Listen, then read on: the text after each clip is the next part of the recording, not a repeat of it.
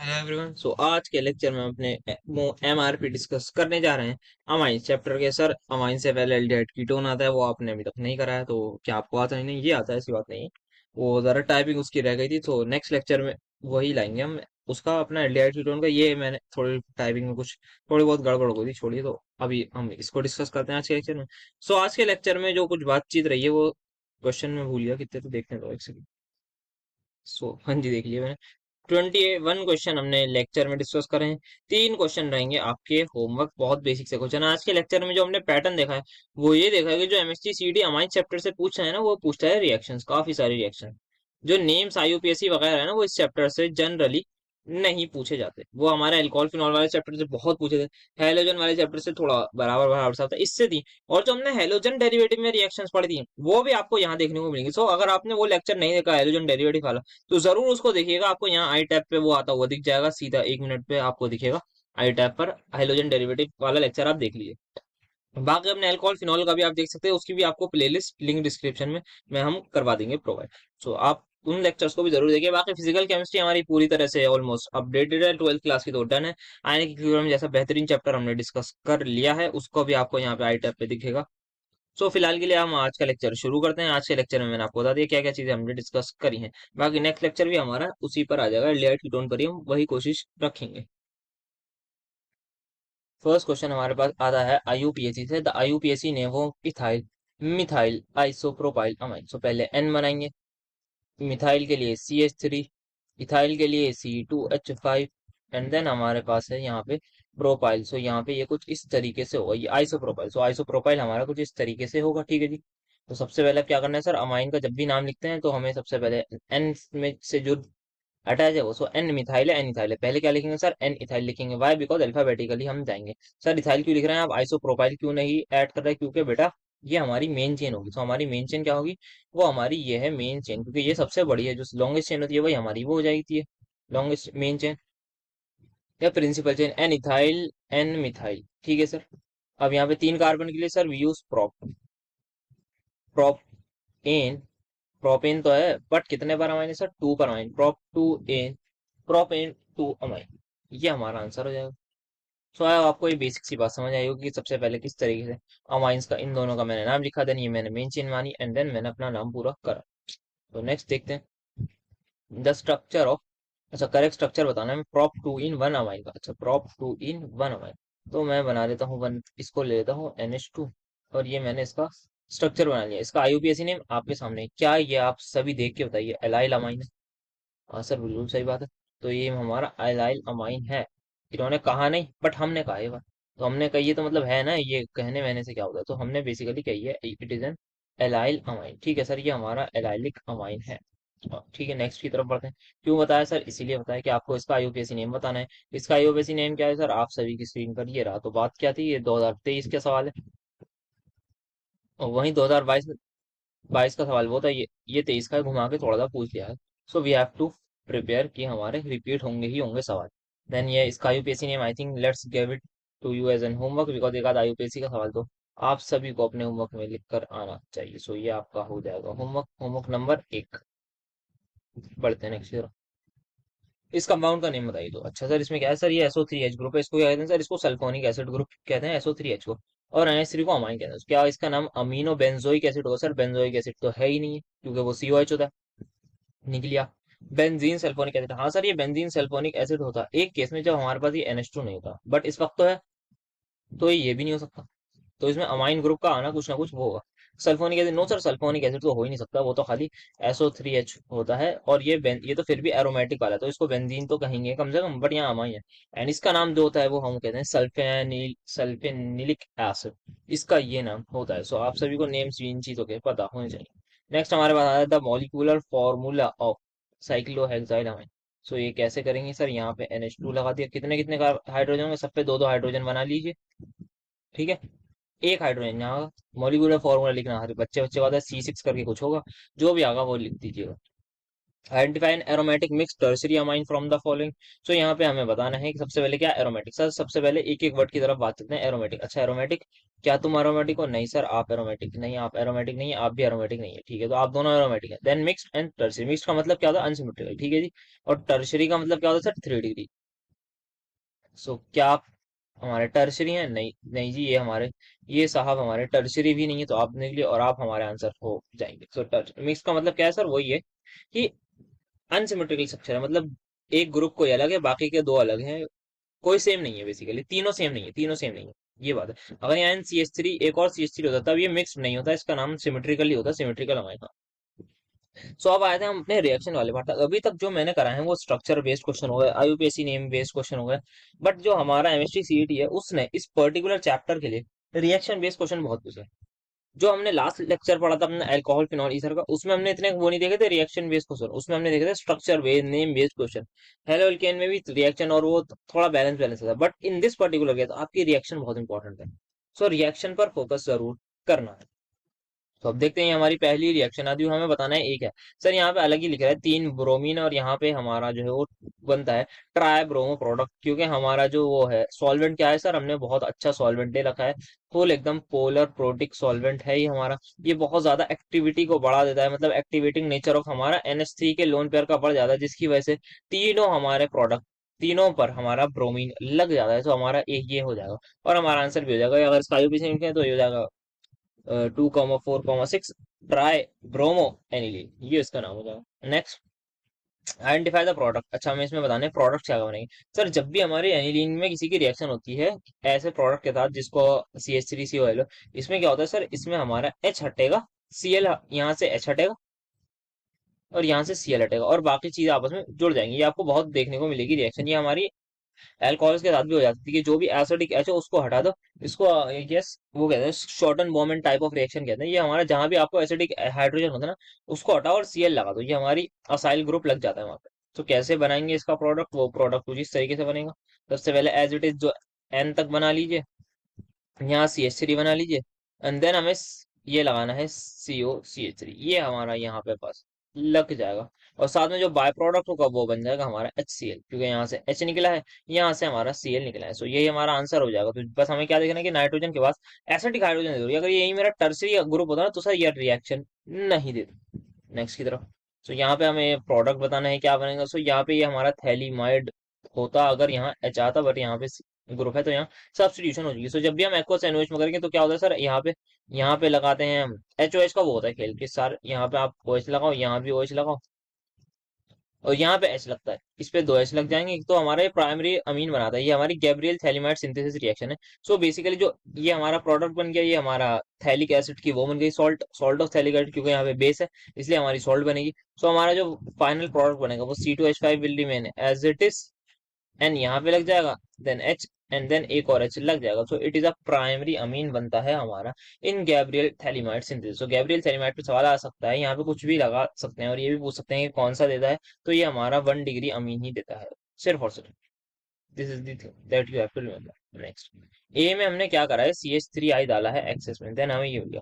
सो ये हम बढ़ रहे हैं हॉफमैन अमोनोलिसिस की तरफ। वेरी इंपॉर्टेंट टॉपिक, बहुत अच्छे क्वेश्चन आते हैं इस टॉपिक से।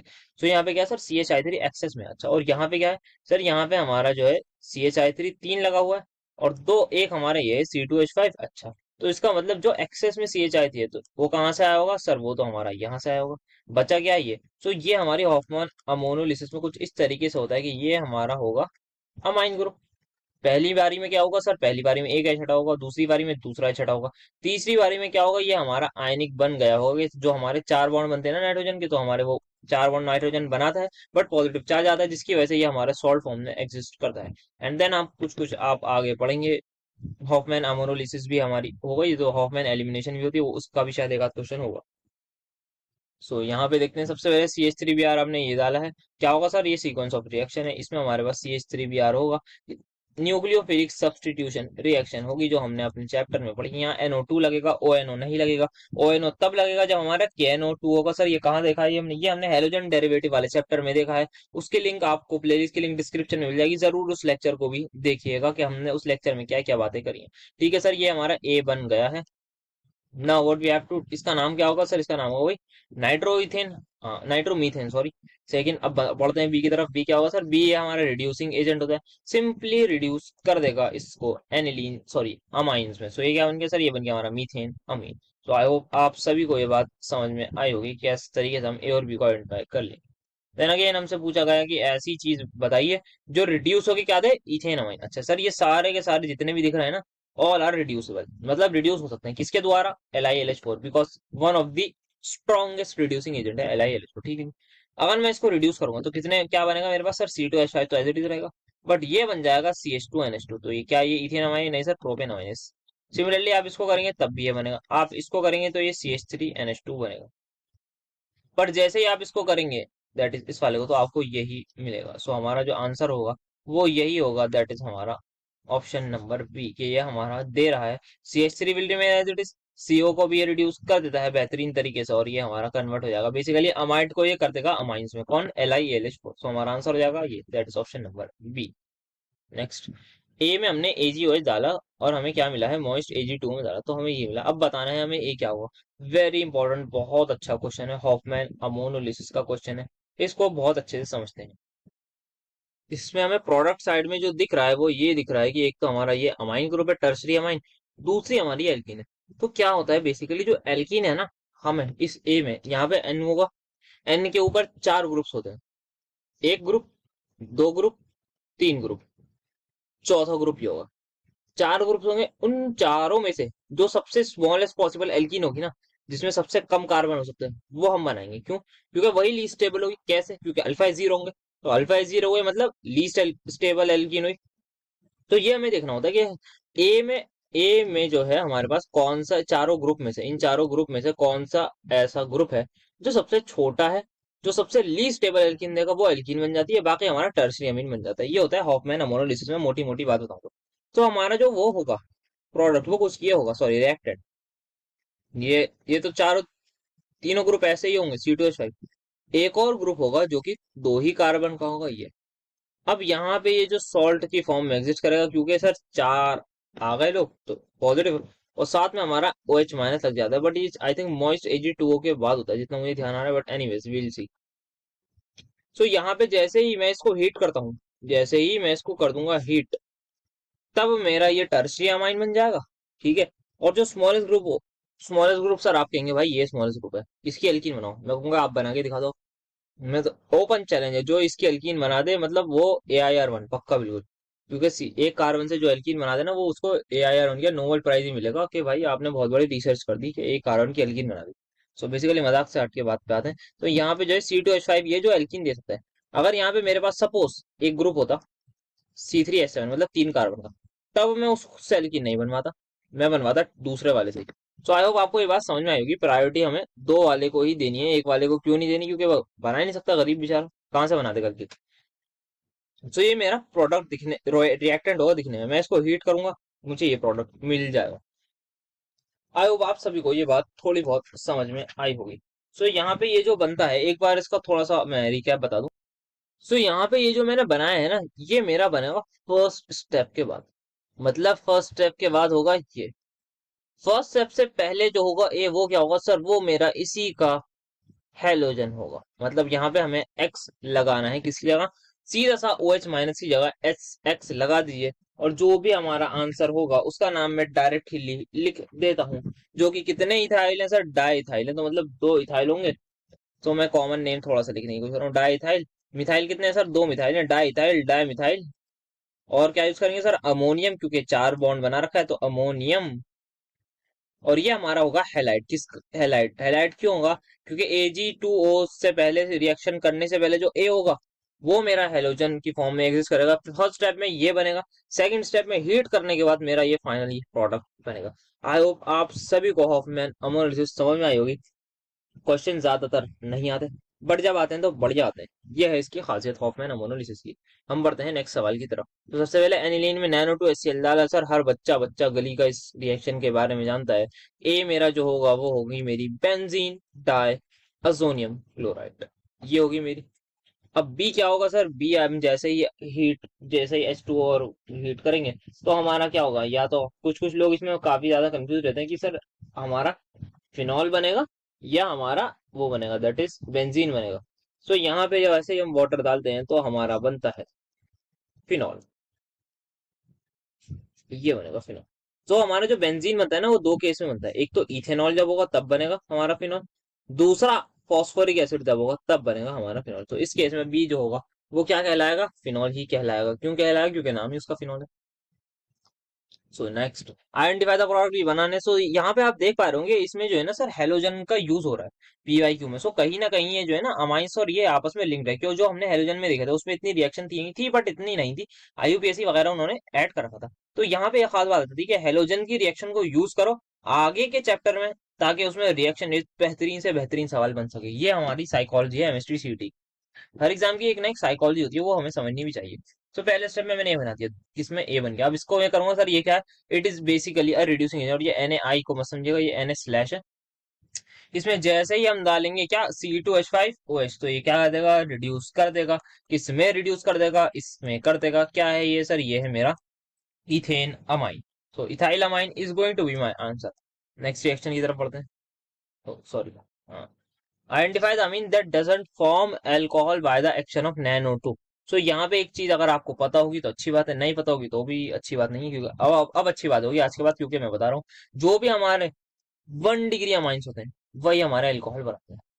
Only 1 degree amine forms alcohol with what, with NaNO2। ठीक है जी, NaNO2 HCl के साथ वही बनाते हैं। कार्बोकेटाइनिक रिएक्शन होती है, मैकेनिज्म बेस्ड होती है, बढ़िया सी कार्बोकेटाइन। तो 1 डिग्री जहां जहां है वो बनाएगा, जहां नहीं है वो नहीं बनाएगा। 1 डिग्री बनाएगा, 1 डिग्री नहीं है नहीं बनाएगा, बनाएगा बनाएगा, ये नहीं बनाएगा। आंसर हो जाएगा तो option number B. Which among the following amines doesn't react with benzene sulph, benzene sulphonyl chloride. Benzene sulphonyl chloride होती क्या है सबसे पहले, इसका स्ट्रक्चर शायद सही होगा, है ना। हाँ ठीक है ठीक है ठीक है ठीक है सर, एकदम सही बना दिया मैंने स्ट्रक्चर। वापस CH3 ग्रुप डाइजर हुआ। अब यहाँ पे हमें किसकी रिएक्शन करानी है, हमें ऐसी चीज चाहिए जिसके पास क्या हो। सर अभी हमने पीछे ही पढ़ी है कि कम से कम एक हाइड्रोजन तो होना ही चाहिए अमाइंस के पास, to react with such things like this. Cl हटेगा, यहाँ से H हटेगा, और ये आपस में बॉन्ड बना लेंगे। ये हमने पीछे ही बात करी थी असाइलेशन वाली रिएक्शन में। सो ये बात होती थी, ठीक है सर। तो जिसके पास H नहीं होगा वो रिएक्शन नहीं देगा। किसके पास H नहीं होता, सर हमारा 3 डिग्री के पास H नहीं होता। तो जनरलाइज्ड वे में लिख लेते हैं कि हमारे जो 3 डिग्री होते हैं वो हमारे रिएक्शन नहीं देते विद बेंजीन सल्फोनाइल। और ये शायद आपने टेस्ट भी देखा होगा, it is Hinsberg reagent, Hinsberg test कहते हैं इसे, कि हमारा जो होता है भाई 1 डिग्री इसको रिएक्ट पूरी तरह से करता है, 2nd डिग्री इससे रिएक्ट करेगा, देन बेस से रिएक्ट नहीं करेगा, बेस में सॉल्युबल नहीं होता। 1 डिग्री हमारा इससे भी सॉल्युबल होता है, बेस से भी सॉल्युबल होता है। सर बेस से क्यों होता है, क्योंकि 1 डिग्री में पहले एक H चला जाता है, दूसरा जो H होता है वो बेस से रिएक्ट करेगा तो बेस में सॉल्युबल। वैरस 2 डिग्री में क्या होता है सर, एक हाइड्रोजन तो है बट दूसरा नहीं है तो बेस में सॉल्युबल नहीं होगा। ये बात थी इसकी। तो अभी फिलहाल के लिए आंसर अपना 3 डिग्री वाले को करके बढ़ते हैं आगे की ओर। ठीक है, which of the following amines on heating with chloroform generate foul smelling क्लोरा। सो कुछ लोग कह रहे होंगे सर ये राइमर टाइमन यहाँ कहाँ से आ गई।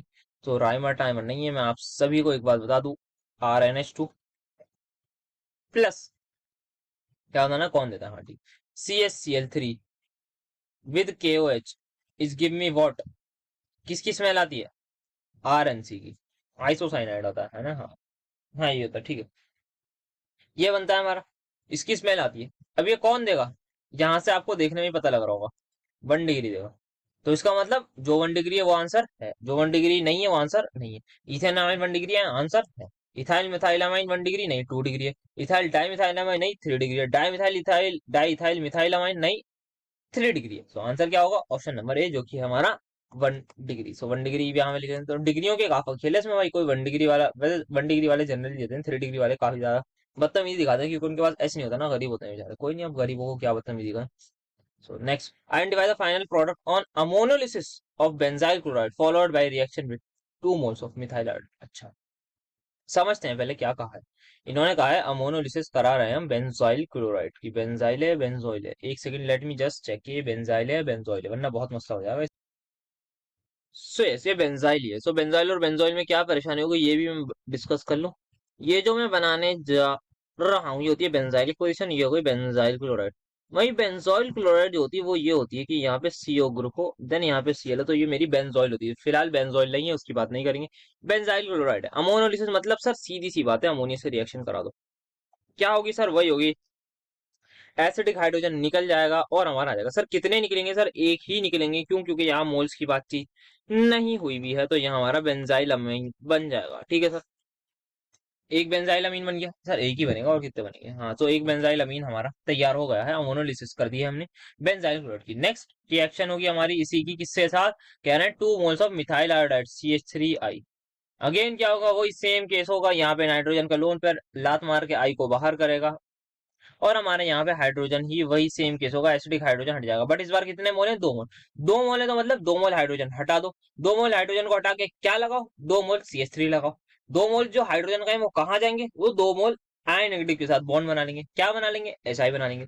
तो पूरा एकदम मैंने आपको बातों बातों में समझा दिया है, जो बातें बोली हैं बस उनको यहाँ लिख रहा हूँ। यहाँ पे ये आ गया, एन आ गया, एक एच गया, CH3 लगा। दूसरा एच गया सर, CH3 लग गया। नेक्स्ट आपने बोला कि 2 H जो गए हैं और जो I गए हैं वो आपस में बॉन्ड बना के HI बना लेंगे, 2 मोल। और इसका हमारा एक ही मोल बनेगा, क्योंकि एक पहला अटैक फिर दूसरा अटैक ये हुआ। तो ये क्या होगा? हमारा फाइनल आंसर हो जाएगा। तो ये हम देखते हैं कौन सा ऑप्शन ऐसा दिख रहा है, ये NH2। सर यहाँ पे मुझे ये आंसर लग रहा है, यहाँ एक H है बट यहाँ पे एक भी H नहीं है ना? हाँ, हाँ, यहाँ पे एक भी H नहीं है, तो ये हमारा आंसर नहीं होगा। यहाँ 2 H है, यहाँ पे ये CH2 गायब है बीच का, यहाँ पे जो है ये गायब है। ठीक है, तो हमारा आंसर हो जाएगा ऑप्शन नंबर 3। थोड़ा सा ये मैं ऑप्शन 20 इसलिए लिया है क्योंकि इसमें ऑप्शन भी मुझे कॉम्प्लिकेटेड से लग रहे थे, तो मैंने कहा ऑप्शन 20 के लेके चलें, हमारे बच्चे थोड़े बहुत सीख लेंगे इसके ऑप्शन से भी। Which of the following amines undergo acylation reaction. So ये आपका होमवर्क, इसमें देखना है 3 डिग्री जो नहीं है वो दे देगा, जो 3 डिग्री नहीं है आंसर कर दिया। विच of the following doesn't develop intermolecular hydrogen bonding. जिसमें हाइड्रोजन नहीं होगा वो हाइड्रोजन बॉन्डिंग नहीं देगा। तो इसका मतलब किसमें हाइड्रोजन बॉन्डिंग नहीं, हाइड्रोजन नहीं होते सर? 3 डिग्री में नहीं होते। ये भी आप होमवर्क लेके कर लीजिएगा। Next, what is the product from when BDC react with ethanol. तो ये मैंने आपको शायद बताया था।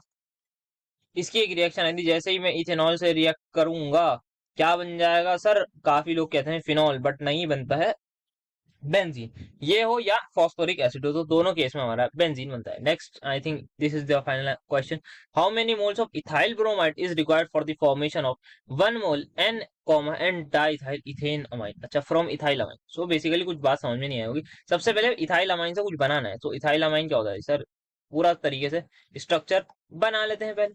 CH3 CH2 NH2। ठीक है जी। How many moles of ethyl bromide चाहिए किसके लिए? अच्छा, हमें कुछ मोल चाहिए, उसको मैं कह रहा हूँ एक्स। किसके चाहिए सर? वही इथाइल ब्रोमाइड के, CH3 CH2 Br। ठीक है, is required for formation of 1 mole of N comma N diethyl ethanol. अच्छा, तो क्या बन रहा है यहाँ पे? N ethyl, N comma N diethyl. अच्छा, यहाँ पे एन है, यहाँ पे C2H5 ग्रुप लगा दीजिए, यहाँ भी C2H5 लगा दीजिए, क्योंकि यहाँ पे दो तो है और यहाँ भी C2H5। तो हमने किसी भी दो को मान रहे हैं हम कि ये हमारे सब्स्टिट्यूएंट है और ये हमारी मेन चेन है, हमने अभी तक ये करा है। ठीक है, तो हमें ये बनाना है। किससे बनाना है सर? इससे बनाना है। कितने हाइड्रोजन हटे हैं? 2 हाइड्रोजन हट रहे हैं। 2 हाइड्रोजन हट के क्या लगा है सर? दो ये लगे हैं। तो 2 हट के 2 ये लगे हैं, तो मोल्स कितने होंगे सर? 2 सीधे से। बात समझ में आई? एक और बता दूं, नहीं आई तो। एच कितने हटे हैं सर? 2 हाइड्रोजन हटे हैं। कितने ये लगे हैं? ये CH3 C2H5 ग्रुप कितने लगे सर? 2 लगे। तो कितने मोल लगेंगे? 2 लगेंगे। साथ में बाय प्रोडक्ट भी बता देते हैं, 2HBr होगा। अभी अभी तो करिए पीछे रिएक्शन HI वाली। आंसर क्या हो जाएगा हमारा? Option number C is going to be our answer. So अब आपको चीजें समझ में आ रही होंगी। So I think that's it for today. अब हम नेक्स्ट लेक्चर में ही मिलेंगे। आज काफी रिएक्शंस वाली बात हो गई, और काफी अच्छी अच्छी रिएक्शंस भी हमने देखी हैं। सो इम्पोर्टेंट जो है सारी की सारी इसमें रिएक्शन वाला पार्ट आ जाता है। इसमें हमारी एल्कोहल की न्यूक्लियोफिलिक सब्स्टिट्यूशन रिएक्शन भी हो जाती है, तो हेलोजन डेरिवेटिव वाला चैप्टर बहुत इंपॉर्टेंट बन जाता है आप सभी के लिए। देन हमने असाइलेशन वाली रिएक्शन देखी, डिग्री से क्वेश्चन आते हैं कि कौन सा डिग्री देता है, कौन सा डिग्री कौन सी रिएक्शन नहीं देता। तो degree is important. Degree BSc MSc वाली नहीं कह रहा ना, MBBS वो बीटेक वाली, मतलब डिग्री अमाइंस की डिग्री, कि 1 डिग्री है, 2 डिग्री है, 3 डिग्री है, वो इस चैप्टर के लिए इंपॉर्टेंट बात हो जाती है। उस वाले क्वेश्चन काफी ज्यादा देखने को मिले। तो अब नेक्स्ट लेक्चर हम कोशिश करेंगे अपना एल्डिहाइड की टोन पर ही रखें, जो कि आपका नेक्स्ट डे ही आएगा। देन हमारा कोऑर्डिनेशन कंपाउंड बचेगा, जो मेजर वाला चैप्टर होगा। सो मेजर मेजर हम कवर कर लेंगे। अगर आप कुछ नई चीज लानी है तो मुझे जरूर बताइए कि क्या क्या हम एक प्रॉपर और चीज ला सकें जो आपका फायदा करे, और जो मेमोरी बेस्ड के क्वेश्चन है उसके जरूर आप हमें कहीं ना कहीं प्रोवाइड कीजिए। So we will meet you in the next lecture. तब तक के लिए thank you so much for attending my lecture.